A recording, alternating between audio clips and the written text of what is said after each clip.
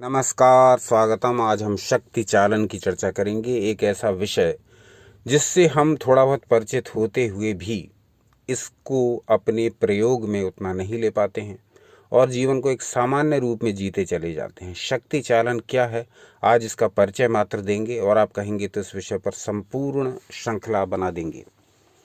तो शक्ति चालन के विषय में और शक्ति चालन को प्रयोग करने से पहले ये जाने कि ये शक्ति चालन है क्या।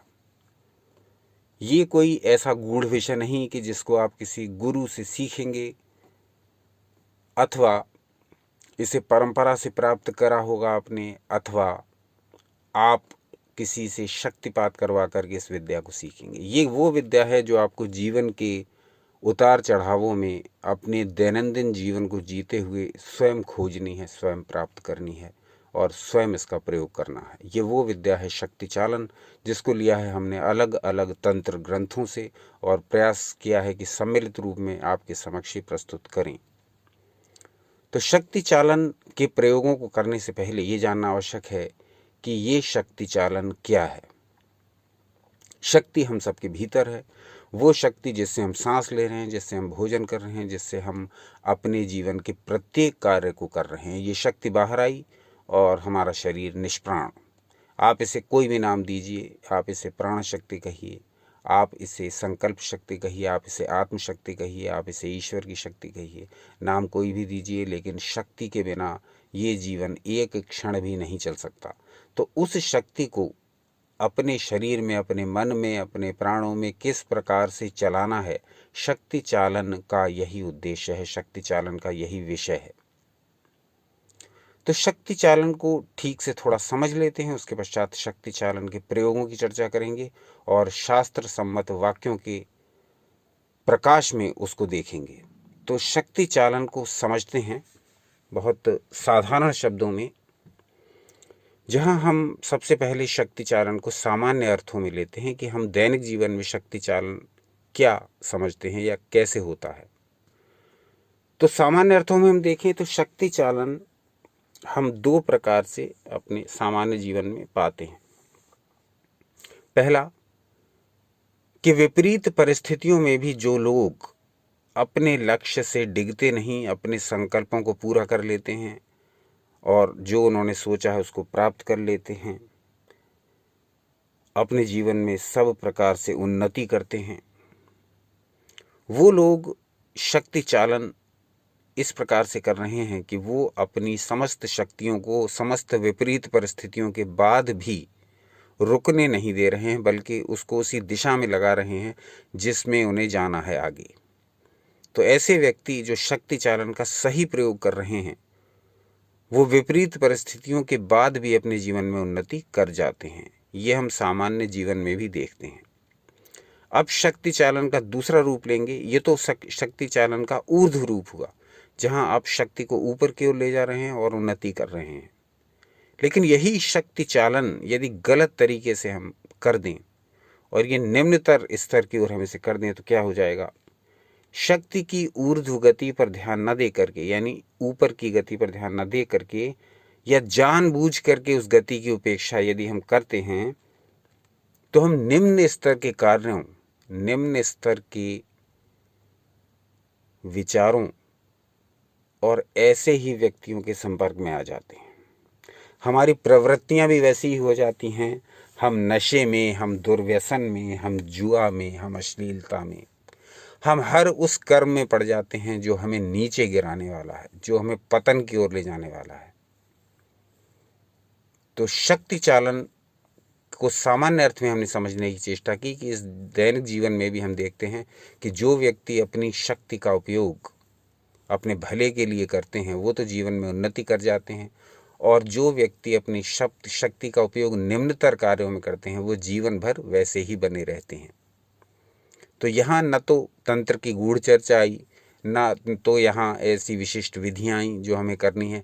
ये तो हमारे सामान्य जीवन के उदाहरण हैं कि हम, जो व्यक्ति शक्ति की उपासना नहीं करता, जो व्यक्ति शक्ति को समझता भी नहीं, वो इस प्रकार से ही शक्ति चालन कर लेता है और उस शक्ति चालन का फल भी उसको प्राप्त होता है। लेकिन शक्तियों के बिना तो हमें एक पल भी जीना असंभव है, क्योंकि ये जो श्वास आ जा रही है ये भी शक्ति की कृपा ही है। ये श्वास बाहर निकली तो हम ये जो बोल रहे हैं ये बोली आप सुन नहीं सकेंगे, निष्प्राण हो जाएंगे। तो वाक शक्ति के माध्यम से हम अपनी बात आप तक पहुंचा रहे हैं और श्रवण शक्ति के माध्यम से आप हमारी बात सुन पा रहे हैं। तो शक्ति तो प्रत्येक कार्य में है, इस शक्ति को चलाना कैसे है, यही शक्ति चालन के विषय का मूल मंत्र है। शक्ति चालन हम सीख लें अपने शरीर में, अपने मन में, अपने प्राणों में, तो इसी जीवन को हम अत्यधिक शक्तिशाली बना करके इसी जीवन को हम अत्यधिक आनंद पूर्ण बना सकते हैं। तो ये शक्ति चालन सीखने का विषय है, और न सिर्फ सीखने का विषय है बल्कि प्रयोग करने का विषय है। हर दिन इस शक्ति चालन को अपने जीवन में प्रयोग करके देखिए और आप पाएंगे कि वो शक्ति आपके साथ है और आपको जिस स्तर में आप उसे ले जा रहे हैं वो उसी स्तर पर आपको पहुंचा रही है। यह है शक्ति चालन का महत्व। शक्ति की गति अधो कर दें या ऊर्ध्व कर दें, अधोगति को प्राप्त करेंगे और ऊर्ध्व गति को प्राप्त करेंगे। कब? क्योंकि शक्ति चालन जैसे हम करेंगे वैसे ही उसका फल हमें समयानुसार प्राप्त होगा। तो शक्ति चालन हम सबके जीवन में बहुत आवश्यक है। इसको जैसे जैसे समझ करके प्रयोग करते जाएंगे वैसे वैसे हम या तो ऊर्ध्व गति को प्राप्त करेंगे या अधोगति को। ये हमारे ऊपर है कि हम शक्ति का चालन किस दिशा में कर रहे हैं। ये तो हुई सामान्य जीवन में शक्ति चालन के प्रयोग। अब हम आध्यात्मिक अर्थों में यदि हम शक्ति चालन को देखें तो कैसे किया जाता है इसका प्रयोग, या कैसे करते हैं लोग इसका प्रयोग बिना शक्ति चालन को जाने। ये 3 प्रकार से किया जाता है। अपने आसपास देखिए, आपको इस प्रकार के लोग मिल जाएंगे और सभी जगह सभी स्थानों पर ये प्रयोग हो रहे हैं, जाने अनजाने। तो ये 3 प्रकार से शक्ति चालन लोग करते हैं अपने जीवन में। वो है, पहला प्रकार है शक्ति को सांसारिक कार्यों में लगाने वाले लोग। तो ये शक्ति चालन किस दिशा में करते हैं? अपना व्यापार बढ़ाने में, अपना काम धंधा, अपना उद्योग, अपनी नौकरी में सफलता पाने में, धन एकत्रित करने में, भूमि भवन खरीदने में, कार आदि खरीदने में, विरासता की सामग्री खरीदने में। तो ये लोग अपनी शक्ति का प्रयोग करते हैं भौतिक सुख सुविधा प्राप्त करने में। अपनी पूरी एनर्जी लगा देंगे ये लोग, दिन रात काम करेंगे। कहीं भी दूसरे शहर जाना हुआ तुरंत उठ के चल देंगे। फुर्ती इनके अंदर बनी रहती है निरंतर, क्योंकि उत्साह रहता है, एक उमंग, एक शक्ति, एक आनंद रहता है। मुझे अपने व्यापार को बढ़ाना है, मुझे इसको कई गुना करना है। 1 ब्रांच खोल ली, 10 ब्रांच खोलनी है, 10 ब्रांच खोलनी, 100 ब्रांच खोलनी है। अपने व्यापार को निरंतर बढ़ाते जाना है। ये जो शक्ति है, ये शक्ति चालन का अच्छा प्रयोग कहा जा सकता है। इसमें व्यक्ति अपने व्यापार को, अपने काम धंधे को, अपने धन के स्रोतों को बढ़ाने की चेष्टा करता है। तो ये शक्ति का सांसारिक प्रयोग नंबर 1 हुआ। अब शक्ति चालन का प्रयोग नंबर 2 सुनिए। वो कुछ लोग वो करते हैं और अधिकांश लोग ये शक्ति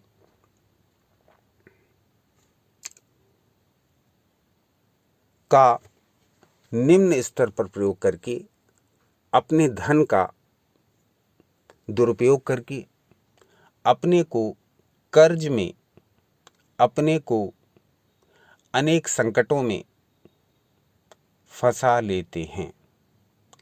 ये शक्ति का उपयोग धन एकत्र करने में नहीं, बल्कि ये शक्ति चालन करते हैं धन का अपव्यय करने में। ये धन की शक्ति को और शरीर की शक्ति का दुरुपयोग करते हुए दुर्बल और कर्जदार बने रहते हैं। तो शक्ति चालन इनका व्यर्थ हो जाता है। अध्यात्म की दृष्टि से देखें तो कुछ व्यक्ति अपने शक्ति चालन को केवल अध्यात्म की दिशा में मोड़ देते हैं। अब ऐसे व्यक्ति बड़े बड़े प्रयोग करते हैं अपने ऊपर, तंत्र मंत्र के, योग के, त्राटक के, आसनों के, अलग अलग प्रयोग करते हैं अपने ऊपर और उसमें इतने डूब जाते हैं कि अध्यात्म की दिशा में बहुत आगे पहुंच जाते हैं।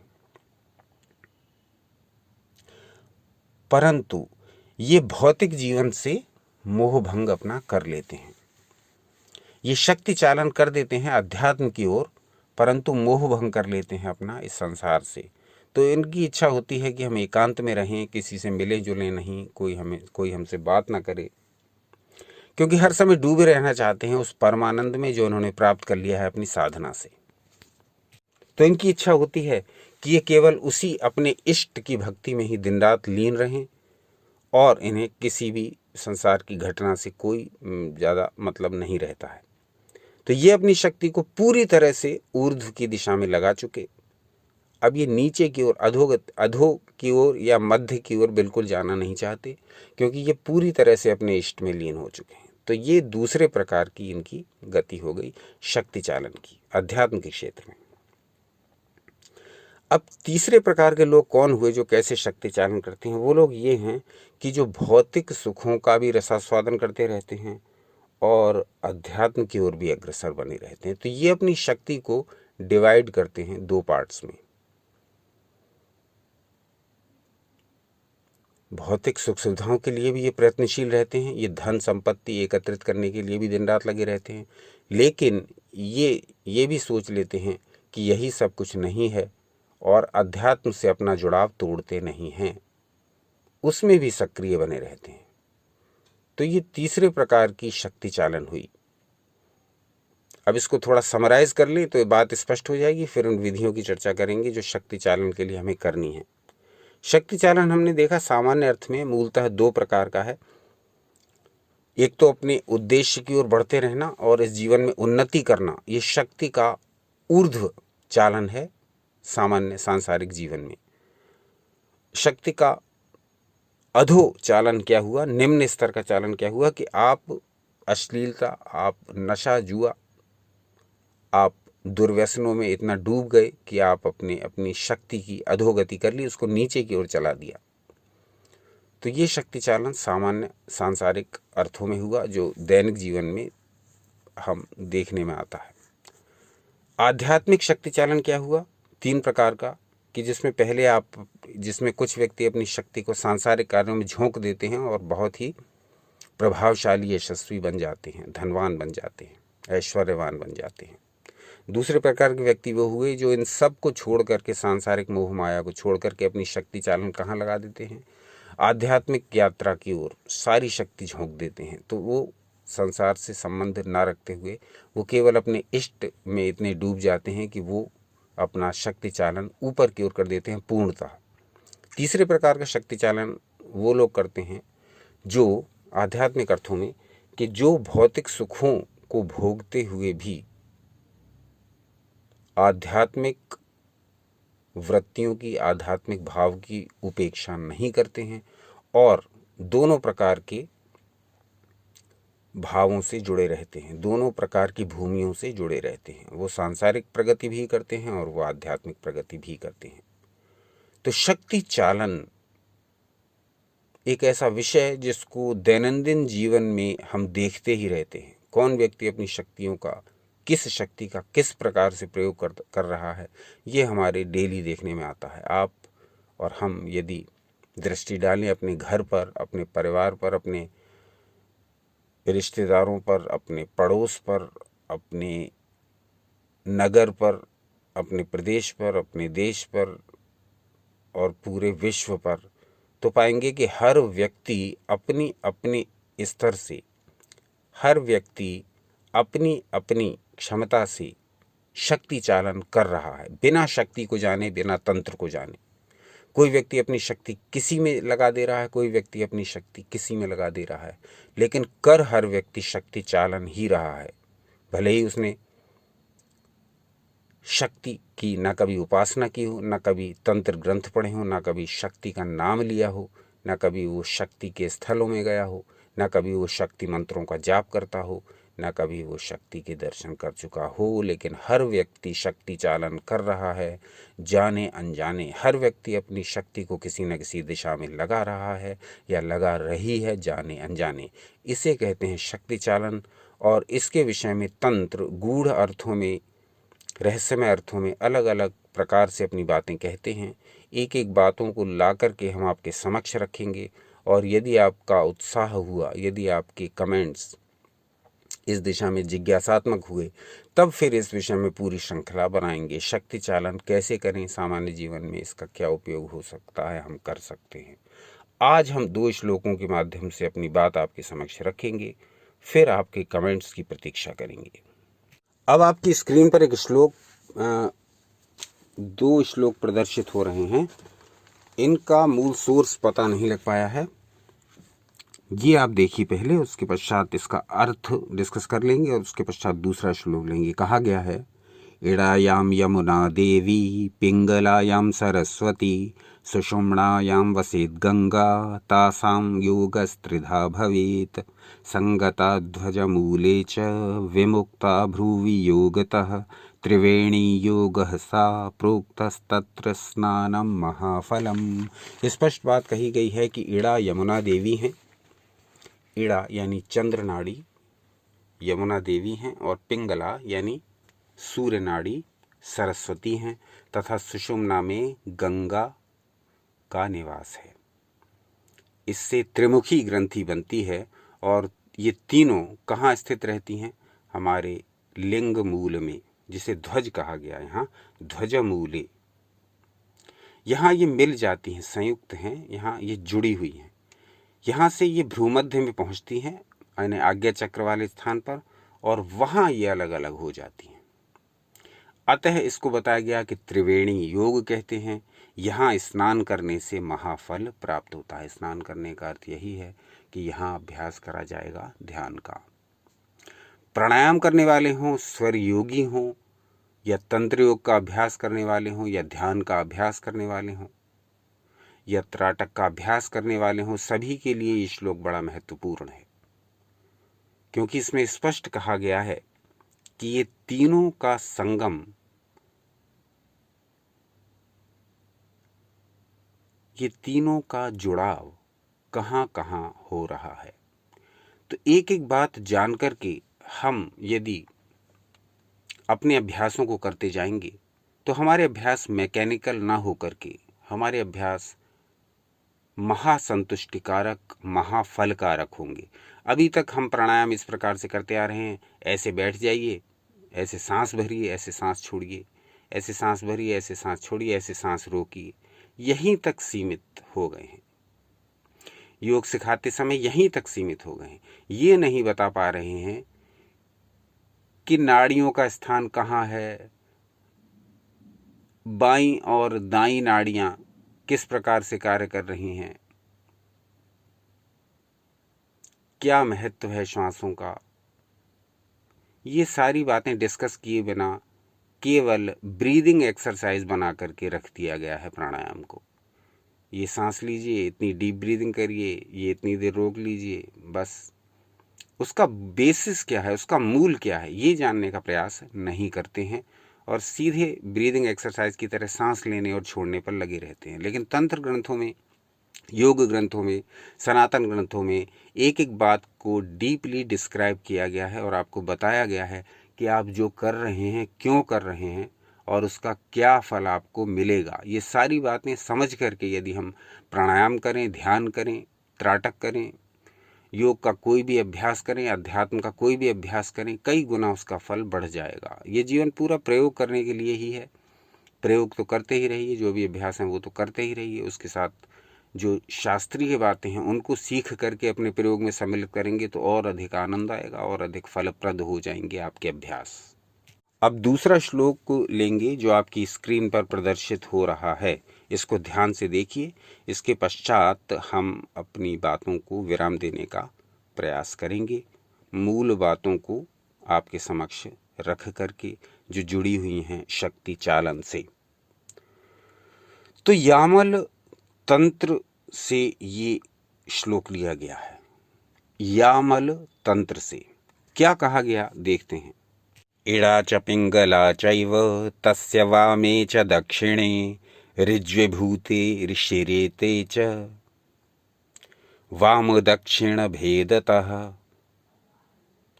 सर्वपद्मनि संवेष्ट्य नासारंध्र गते शुभे। सर्वपद्मानि संवेष्ट्य नासारंध्रगते शुभे। अब इसको ठीक से समझ लीजिए क्या कहा गया है। यामल तंत्र का ये श्लोक है। इसमें कहा गया है, इड़ा और पिंगला नाड़ियाँ जो कि शरीर के बाएं और दाएं भाग में स्थित हैं, ये दोनों नाड़ियाँ मूलाधार में रस्सी के सदृश पृथक पृथक स्वरूप में ऊर्ध्व की ओर जाती हैं। यानी ये मूलाधार में एक ही हैं, मूलाधार में ये एक ही हैं और यहाँ से ये ऊपर की ओर उठना प्रारंभ करती हैं। इड़ा और पिंगला ये आपस में बिल्कुल गुंथी हुई होती हैं। आपने कई जगह सिंबल देखा होगा जिसमें दो सांप एक दूसरे में पूरी तरह लिपटे हुए हैं और जैसे जैसे वो ऊपर की ओर जाते हैं उनकी लपटन थोड़ी कम होती जाती है। तो वही प्रतीक है कुंडलिनी शक्ति का। कहा गया, आज्ञा चक्र पर पहुंचकर ये नासिका रंध्रों की ओर अग्रसर होती हैं अथवा बढ़ती हैं। अब समझ लीजिए, इड़ा और पिंगला नाड़ियाँ एक प्रकार से दो सांपों की तरह हैं जिनकी पूंछ आपस में मिली हुई है मूलाधार से। फिर ये आपस में लिपटी हुई हैं और ऊपर की ओर उठती जाती हैं। ऊपर की ओर उठ करके इन दोनों सांपों के मुंह अलग अलग दिशा में हो जाते हैं आज्ञा चक्र में, और ये दोनों नासिका रंध्रों की ओर अलग अलग गति कर जाती हैं, बाईं ओर और दाईं ओर। तो जब भी हम श्वास लें, जब भी हम अभ्यास करें, हमको ये ध्यान रखना चाहिए कि ये कनेक्टेड हैं नीचे हमारे मूलाधार से और ऊपर की ओर बढ़ती हुई ये खुली हैं हमारे आज्ञा चक्र में। इस प्रकार के ध्यानों को हम आपके समक्ष रखेंगे जिसमें कैसे हम इन प्रयोगों को कर पाएंगे और इन प्रयोगों से प्राप्त ऊर्जा को दैनिक जीवन में अनुभव कर पाएंगे। हम बहुत से कार्यों से, हम बहुत से प्रयोगों से, हम बहुत जाने अनजाने ही इस शक्ति को अनुभव करते हैं। इस शक्ति का हम अनुभव करते हैं अलग अलग स्फुरण के रूप में, अलग अलग प्रक्रियाओं से गुजरते हुए हम इस शक्ति का अनुभव करते हैं, परंतु हमको ये ज्ञात ही नहीं होता कि ये क्या शक्ति हमारे भीतर है। हम बाहर की दुनिया की भागदौड़ में इतने व्यस्त रहते हैं कि अपने भीतर छुपी शक्तियाँ, उनके सोर्स, उनके कार्य प्रणाली और उनकी विधियों की जानकारी न हम पाना चाहते हैं और न करना चाहते हैं। इस संसार के बाहरी आवरण ने हमें इतना भयभीत, इतना भयग्रस्त, इतना भागदौड़ भरा कर दिया है कि हम दूसरों को प्रसन्न करने, दूसरों को आकर्षित करने और दूसरों के साथ रहने, उनकी सम्मति पाने, उनकी प्रशंसा पाने, उनकी चाटुकारिता में इतना रम गए हैं, इतना लगे रहते हैं कि भीतर क्या है, भीतर क्या चल रहा है, भीतर क्या था, भीतर क्या होना चाहिए, वो सब हम भूलते हुए इस संसार को समुद्र कहा गया है, इस संसार के समुद्र में थपेड़े खा रहे हैं। बिना ये प्रयास किए कि हम अपने आप में स्वयं शक्ति का कितना बड़ा सोर्स हैं और वो शक्ति हमारे भीतर किस प्रकार से कार्य कर रही है। आप उसको कोई भी नाम दीजिए। एक नास्तिक जो ईश्वर को नहीं मानता है, उस बेचारे से पूछो कि तू अपनी संकल्प शक्ति को तो मानता है? तेरे अंदर ये जो श्वास आ जा रही हैं, ये कैसे, ये बिना किसी शक्ति के ये कैसे आ जा रही हैं? जिसको तू विल पावर कहता है, तो उसमें भी तो शक्ति शब्द है। संकल्प शक्ति के बिना तू क्या करेगा इस जीवन में? तो तू ईश्वर की शक्ति को नहीं मानता है तो इससे क्या फर्क पड़ रहा है? तू किसी शक्ति को तो मान रहा है।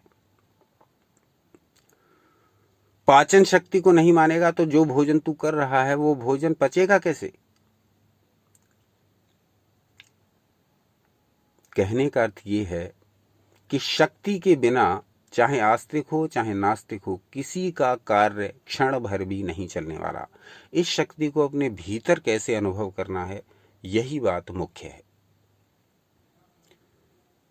तो ऐसे सारे प्रयोगों को हम आपके समक्ष रखेंगे जिसमें शक्ति चालन किया जाता है अलग अलग विधियों से।